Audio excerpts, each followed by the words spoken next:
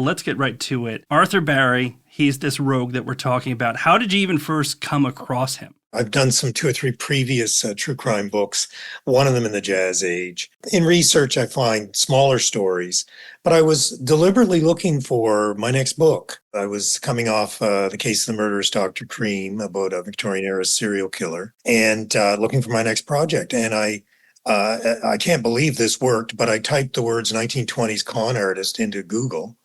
And one of the early hits was a Life magazine profile of Arthur Barry from the 50s, described him as the greatest jewel thief who ever lived. Now I thought, well, this might be overstating the case, but I read the profile, which gave me the gist of the story, the outline, and it was fantastic. I mean, he was just what I was looking for, just this roguish, daring, masterful thief who I like to say, robbed from the rich and gave to himself. Well, what I find funny is that is not the first time that an author has told me, how'd you figure out your next book? And they went, Google and Wikipedia. I'm starting to wonder how authors did it back in the day when those two things didn't exist. Did they have to just sit in a library and start going through newspapers? Well, yes. And of course, it is the speed now with something like newspapers.com.